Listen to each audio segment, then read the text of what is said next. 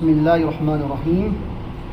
السلام علیکم ورحمۃ اللہ وبرکاتہ. عزیزان ملت، محترم سامعین کرام، ہفتہ واری مجلس میں ہم آپ کے مسائل اور ان کا حل میں غسل کے مسائل کو پڑھ رہے ہیں کہ شرعی اعتبار سے غسل کے اندر جتنے بھی مسائل ہو رہے ہیں ان کی ساری تفصیل ہم پڑھ رہے ہیں. پچھلے ہفتے میں جس سبق پر ہم نے اختتام کیا تھا اس میں یہ ہم نے آخر میں پڑھا تھا کہ ضرورت سے زیادہ پانی کا استعمال کرنا مکروہ ہے.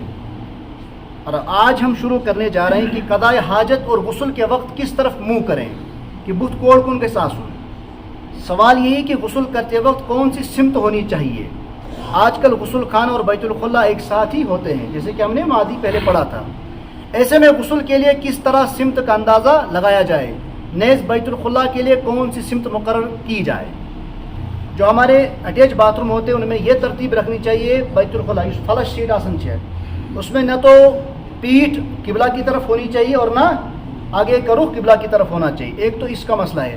دوسرا، غسل کے دوران اگر آپ برہنہ ہیں تو کسی بھی اعتبار سے آپ نہ تو پیٹھ کر سکتے ہیں قبلہ کی طرف اور نہ اپنا چہرہ، نہ شرمگاہ. اگر آپ کا سطر ڈھکا ہوا ہے تو اس صورت میں آپ پیٹھ کر سکتے ہو قبلہ کی طرف، اور شرمگاہ بھی ہو سکتی ہے، لیکن اگر آپ کا سطر ڈھکا ہوا ہو اس صورت میں آپ قبلہ رو ہو سکتے ہو. اب اس کے بعد سوال ہے، جنابت کی حالت میں وضو کر کے کھانا بہتر ہے یا نہیں. جنابت، غسل جنابت ہو، ہم بستری ہونے کے بعد جب غسل کی حاجت ہوتی ہے تو اس حالت میں کھانا بہتر ہے یا نہیں. جنابت کی حالت میں کھانا پینا اور دوسرے ایسے تصرفات جن میں طہارت شرط نہیں، جن میں پاکی شرط نہیں ہے، جیسے نماز کے لیے وضو شرط ہے، قرآن کو ہاتھ لگانے کے لیے وضو شرط ہے، اسی طرح جن کاموں میں، جن امور میں وضو یا غسل شرط نہیں ہے، طہارت شرط نہیں، ان میں آپ وہ کام کرنا جائز ہے حالت جنابت میں بھی. مگر کھانے پینے سے پہلے استنجا اور وضو کر لینا ضروری ہے. صحیح میں حضرت عائشہ رضی اللہ تعالیٰ عنہ سے مروی ہے، کان النبی صلی اللہ علیہ وسلم اذا کان جنبا فاراد ان یأکل او ینام توضا وضوءہ. حضرت صلی اللہ علیہ وسلم جنابت کی حالت میں جب کھانے یا سونے کا ارادہ فرماتے تو وضو فرمایا کرتے تھے. اب اس کے بعد دوسرا مسئلہ ہے، غسل کی حاجت ہو تو روزہ رکھنا اور کھانا پینا. اس چیز کی زیادہ تر حاجت ہوتی ہے رمضان المبارک میں. ہاتھ منہ دھو کر کھا پی لے اور روزہ رکھ لے.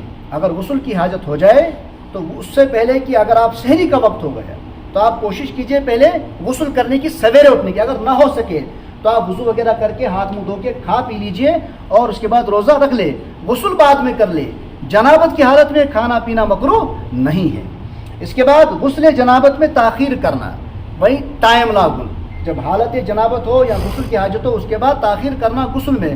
اس کا جواب کیا ہے کہ جنابت کی حالت میں ہاتھ منہ دھو کر کھانا پینا جائز ہے، لیکن غسل میں اتنی تاخیر کرنا کہ آپ کی فرض نماز قضا ہو جائے، اتنی تاخیر کرنا جائز نہیں ہے.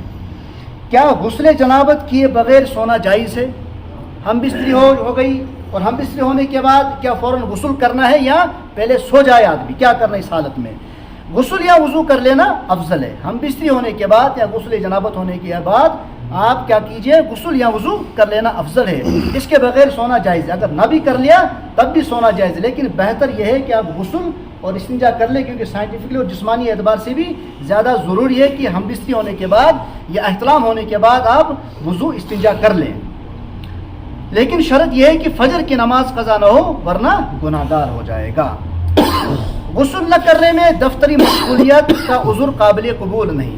اب یہاں لفظ دفتر کا ہے، لیکن بسا اوقات کچھ لوگ یہ کہتے ہیں کہ کوئی کام پڑ گیا جس کی وجہ سے ہم غسل نہ کر پائیں.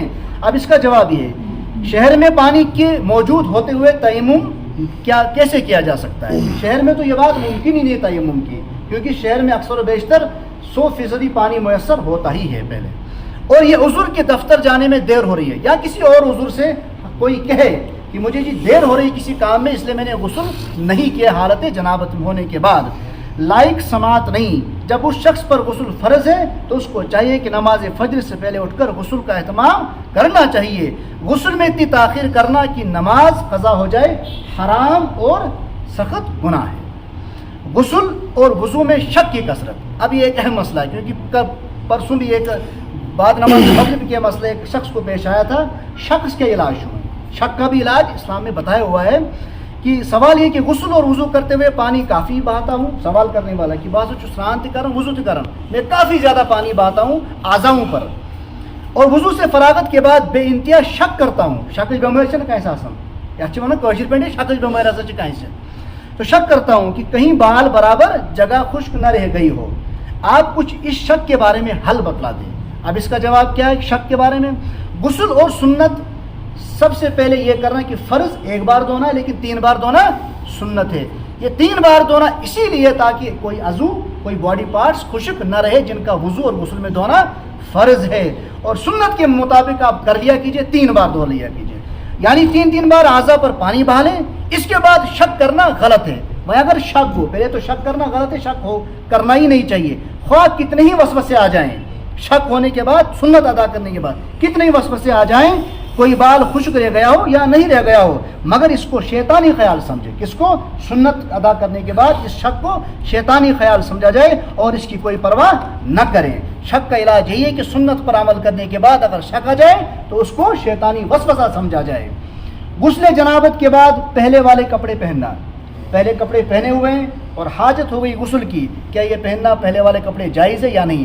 اگر کپڑے پاک ہو, اس کا اندیشہ پورا بھرپور ہو کہ میرے کپڑے پاک ہیں, تو پرانے کپڑے پہلے والے کپڑے پہننا کوئی حرج نہیں ہے ان کپڑوں میں پہننے. غسل کے بعد پانی خشک کیے بغیر نماز پڑھنا. ہم وضو بناتے ہیں اور وضو بنانے کے بعد بسا اوقات مسجد میں آتے ہیں کہ کچھ احباب کہتے ہیں کہ پانی ٹپک رہا ہے, کہ یہ جائز نہیں ہے.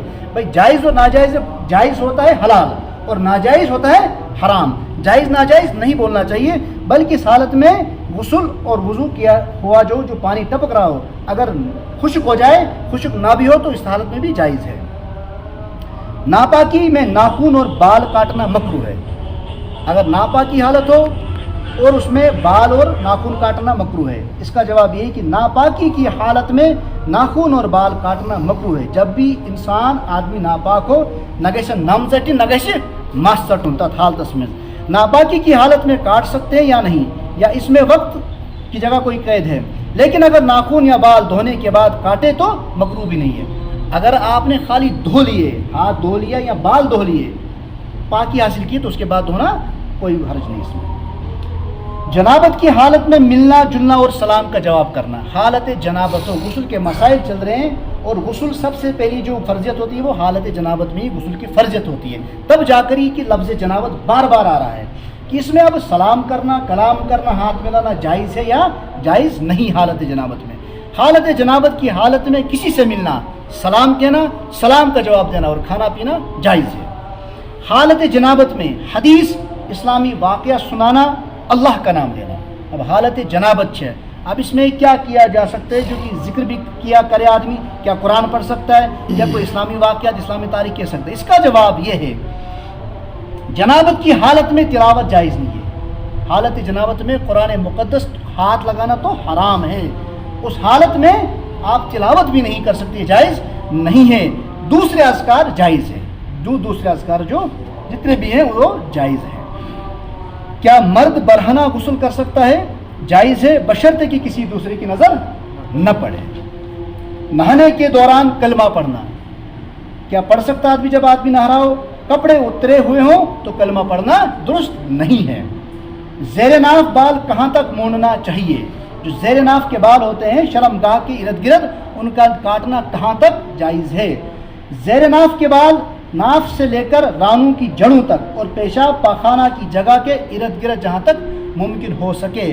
کچھ لوگ خالص وہاں تک صفائی کرتے ہیں جو شرمگاہ کے تھوڑی سی اوپر والی جگہ ہوتی ہے, اس تون آسن چو تنس بون تک, جو نچلے والا حصہ ہوتا ہے ناف کا, وہاں سے لے کر پورے شرمگاہ کے ارد گرد جہاں تک ممکن ہو سکے وہاں تک زیر ناف کے بال کاٹنا درست ہے.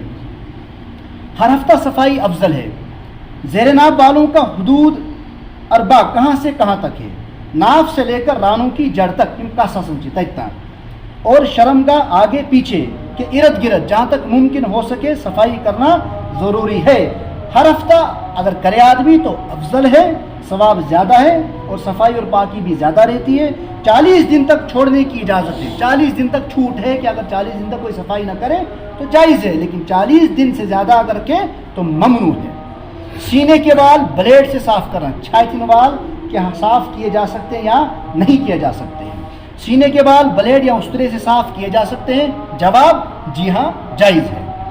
کٹے ہوئے بال پاک ہوتے ہیں یا ناپاک ہوتے ہیں؟ جو انسان آدمی جسم سب کے بال جتنے بھی بال انسان کے جسم سے ہوتے ہیں وہ اگر نیچے گر کے کاٹنے کے بعد کچھ لوگ کہتے ہیں کہ یہ جی ناپاک ہوتے ہیں، اس کا جواب یہ کہ بال کٹوانے سے نہ تو غسل واجب ہوتا ہے اور نہ ہی وضو ٹوٹتا ہے، کٹے ہوئے بال بھی پاک ہوتے ہیں۔ آپ نے کہیں غلط سنا ہے۔ یہ آ گئے ہمارے آپ کے غسل کے مسائل کی ساری تفصیل، اور اس کے بعد انشاءاللہ اگلے ہفتے ہم پڑھیں گے کن چیزوں سے غسل واجب ہو جاتا ہے اور کن سے نہیں۔ اللہ ہمیں شریعت پر عمل کی توفیق عطا فرمائے۔ وصلی اللہ تعالی علی خیر خلق محمد وعلی آلہ وصحبہ اجمعین برحمتک یا ارحم